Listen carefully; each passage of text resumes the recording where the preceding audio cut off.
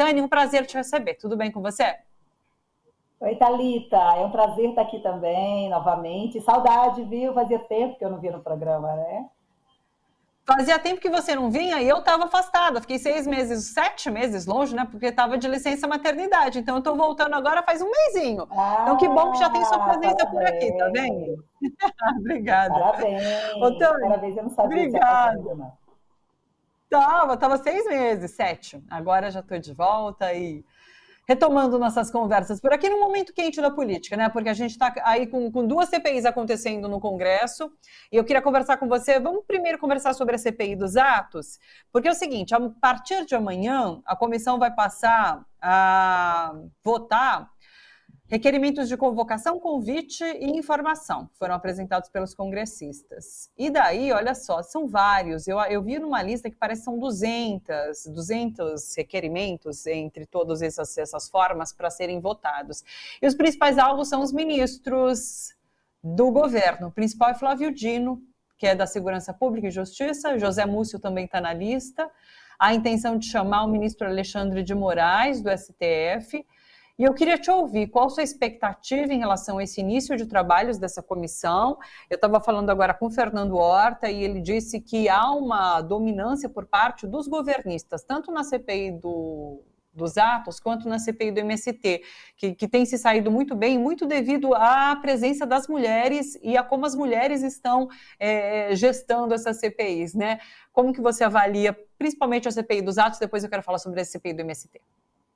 Quero começar concordando com o Fernando, dizendo que o papel das mulheres tem sido fundamental nessas 2 CPIs, como tem sido fundamental nesse Congresso como um todo, né? De uma composição tão ruim, tão negativa.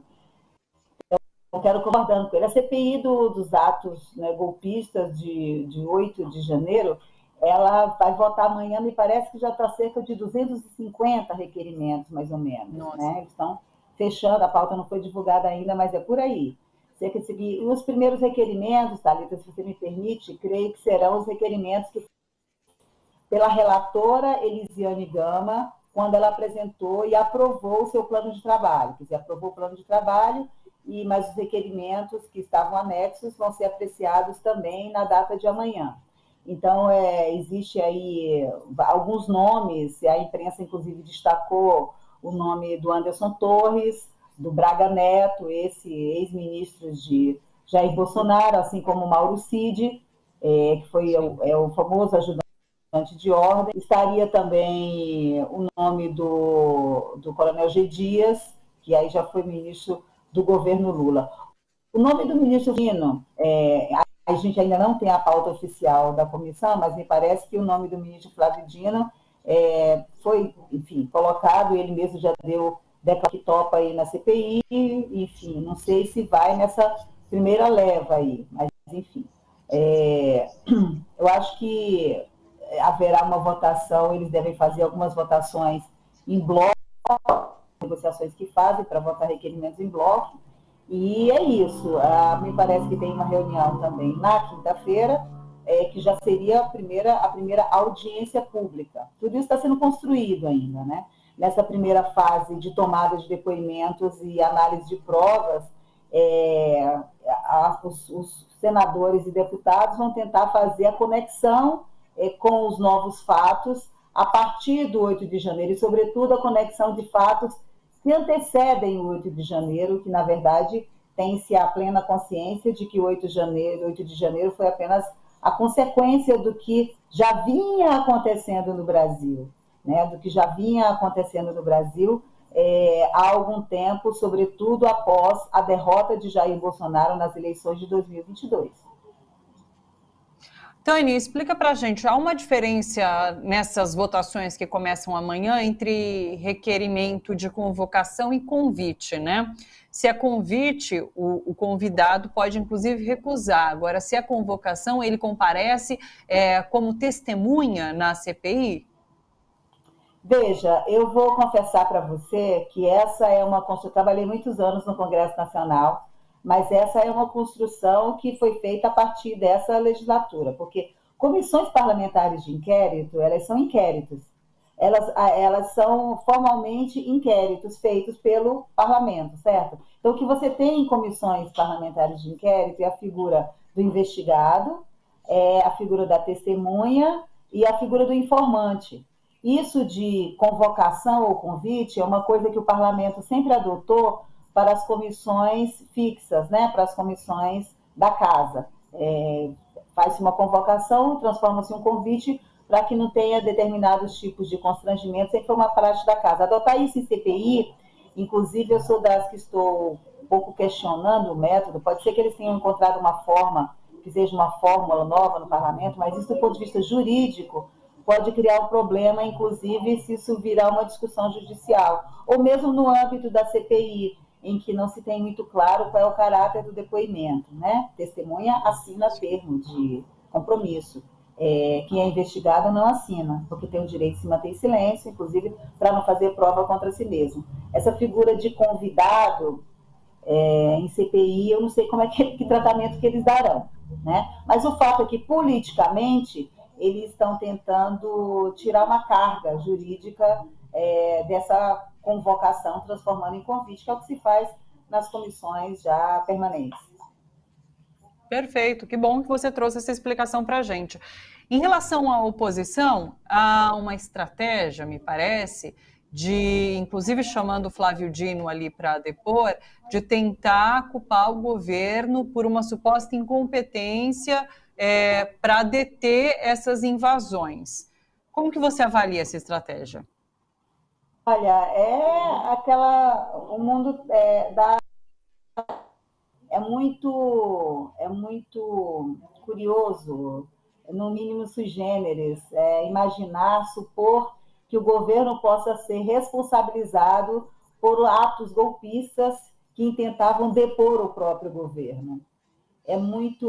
Teve um jornalista que deu até ficou famosa essa afirmação dele, fez uma comparação muito curiosa, né? São a quadrilha que entra para assaltar o banco e depois tenta responsabilizar o segurança pelo assalto que eles cometeram. O que houve no dia 8 de janeiro, e isso já foi dito por muitas autoridades e por pensadores e pela sociedade que tem responsabilidade com a democracia, foi o maior ataque contra a democracia em tempos de democracia. E é muito grave. E o que aconteceu no dia 8 de janeiro foi a consequência de tudo aquilo que já vinha acontecendo desde que o ex-presidente da República passou a estimular o desrespeito às instituições, o ataque formal às instituições, desde que o presidente começou a estimular o seu coletivo de apoiadores e os membros do seu governo dizendo que não mais cumpriria decisões judiciais, xingar ministros do Supremo Tribunal Federal, não aceitar, primeiro questionar a lisura das eleições, e isso os seus ministros, sobretudo militares, fizeram muito durante o processo eleitoral. Tive a oportunidade de acompanhar isso de perto, porque a entidade que eu era uma das coordenadoras fazia parte das entidades que acompanhavam o processo eleitoral junto ao TSE. Então, eram generais questionando o tempo todo as urnas, né? E depois o não reconhecimento do resultado das eleições. Então, isso fora tudo o que aconteceu efetivamente nas ruas, o acampamento na frente dos quartéis, aquela proteção que os próprios militares deram a pessoas que estavam claramente nas ruas, tentando estimular uma intervenção, pedindo mesmo, de fato, intervenção militar, né? Claramente contra a democracia. Então, são N fatos que ocorreram que antecedem o 8 de janeiro. Por fim, você tem aí, recém-descobertos, já nesse processo de investigação, os documentos que comprovam que havia, de fato, uma intencionalidade do governo de dar um golpe usando do artifício de intervenção constitucional, como eles chamam, né? Já são dois documentos, um encontrado na casa do Anderson Torres e agora encontrado no celular do Coronel Cid. Então, tudo isso deixa muito claro que o que aconteceu no 8 de janeiro foi uma tentativa de golpe contra um governo legitimamente eleito. Não tem como esse governo ser responsabilizado contra esses atos, apesar dessa tentativa de narrativa que a oposição vai já vem fazendo na CPI e fora dela, sobretudo nas redes sociais, né? Me parece muito, a gente já citou isso aqui, me parece muito, foi um tiro do pé gigantesco da oposição, que pretendia, inclusive, causar furor ali na atuação na CPI, mas não tem conseguido, porque a base governista tem atuado com muita eficiência nas comissões até esse momento, está só começando, né? A Cissa Soriano, nossa diretora, olha, ela levantou aqui que o jornal, a Globo News, deu que já são 760 requerimentos para serem votados agora a partir de amanhã. Nossa. E daí entram depoimentos, quebra de sigilo, diligência, é muita coisa, né? Isso pode, inclusive, arrastar para que os trabalhos comecem, de fato, né? As oitivas comecem. Antes da gente partir, inclusive, para a CPI do MST, Tânia, você que conhece bastante o Congresso, sabe que a gente tem comentado aqui no Bom para Todos que as comissões têm chamado muitos ministros do governo Lula e a gente até fica achando que numa tentativa de criar factoides, né, para a extrema-direita trabalhar nas redes depois em cima de vídeos, de frases fora de contexto, de falas ali de ministros. Você tem essa avaliação? O que você acha desses vários convites a ministros para comparecerem em comissões? E muitos desses convites vindo justamente da oposição. Claro, né? Quem não tem pauta para trabalhar, veja só, o Congresso Nacional ele tem a obrigação de fiscalizar o governo federal. Isso é legítimo, é correto, é constitucional, o que não significa dizer que o Congresso tem que chamar todos os ministros do governo toda semana sem que haja pautas reais, né, específicas ou mesmo importantes para só o ministro. Eu perdi as contas de quantas vezes o ministro Flávio Dino já foi ao Congresso Nacional, né? Ele virou meme nas redes exatamente pela quantidade de vezes que ele já foi Câmara e Senado. Então, todos os ministros estão sendo chamados para ir lá, o que para os ministros do governo Lula não é um problema. Eles realmente comparecem e dão as explicações que são requeridas a partir de suas pastas. O que a oposição tenta fazer é a famosa lacração. Eles acreditam que eles vão chamar ministros do governo lá, vão conseguir constranger de alguma forma, vão conseguir, aí fazem recortes e jogam para suas redes, que é a forma óbvia que eles trabalham, né? Fazem recortes, mesmo que tenha sido, como foi até agora, todos os ministros responderam e se saíram super bem das suas idas ao Congresso Nacional, até porque não teria como ser diferente, já que estão trabalhando seriamente e de forma dedicada e firme no projeto, que é o projeto do governo Lula. No entanto, eles criam uma narrativa, eles sobrevivem disso, de narrativa, de recortes, então montam videozinhos para jogar nas redes, que é o que eles conseguem, é como eles fazem política. O que é um desserviço para a democracia, né? Sim, sim, porque os ministros perdem tempo fazendo esses comparecimentos quando, enfim, há muito mais a que se pensar, né? Mas, realmente, Flávio Dino dá um show toda vez que vai, então ele zera possibilidades da direita lacrar em cima dele. Eles não querem mais, eles não querem mais convocar o Flávio Dino. O Flávio Dino e o Silvio Almeida, né? Acho que eles vão parar de receber esses convites por um tempo agora. Tânia, em relação à CPI do MST, qual a expectativa em relação a essa CPI? Sabe que na semana passada, a gente teve... Semana passada não, nas últimas semanas a gente teve essa notícia que havia uma expectativa por parte de Ricardo Salles, que é o relator, né, de fazer o nome dele, porque tinha ambições em relação à Prefeitura de São Paulo, né, e usaria essa CPI para isso. Mas ele disse que não vai ser candidato mais à Prefeitura de São Paulo e, portanto, ele até minaria os trabalhos ali na CPI. Enfim, como que você está vendo essa comissão?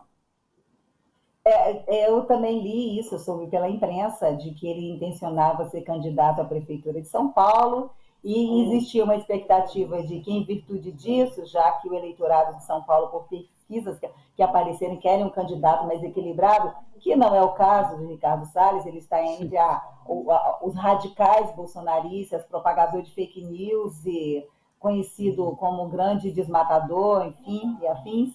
Ele tentaria, então, ter uma postura mais equilibrada dentro da CPI.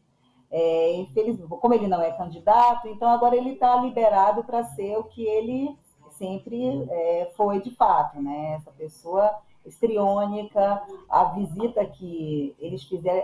Essa CPI, vou voltar aqui, Thalita. A CPI do MST é o exato oposto de uma necessidade de investigação que o parlamento tem por vezes. Essa é a quarta CPI que investiga esse movimento. E é a quarta vez que se tenta, por meio de uma comissão parlamentar de inquérito, criminalizar um movimento que é um dos movimentos mais importantes para a nossa democracia, que é o movimento dos trabalhadores e trabalhadoras sem terra, que tem uma missão social fundamental, fundamental mesmo, que produz, que dá resposta social a essa agenda que é a produção de alimentos e que se coloca de forma muito firme no método que eles entendem, que é aquele que é previsto na Constituição, que a sociedade tem que a propriedade tem que cumprir a sua função social. Então, o MST luta de forma muito brava para efetivar a reforma agrária. E é isso que eles fazem na sua atuação cotidiana. Tentar criminalizar o MST é tentar criminalizar os movimentos sociais em luta. É isso que a extrema-direita tenta fazer sempre, e agora de forma ainda mais ferrenha, né? Porque nós temos hoje se nós tínhamos já um desenho de extrema-direita que sempre foi representado por esses representantes do agronegócio mais radicais, agora nós temos uma extrema-direita organizada mesmo, e que tem nesse grupo aí de vinculados aos militantes do agronegócio mais radicais, que aí mistura com esse bolsonarismo militante, né, que são os demais, e criaram uma comissão parlamentar de inquérito simplesmente para atingir o movimento dos trabalhadores sem terra, mas sobretudo para tentar atingir e constranger o governo por meio do MST. É importante que a gente tenha essa leitura de que a CPI do MST não é uma CPI contra o MST apenas, é contra um governo que respeita a organização social e a participação social.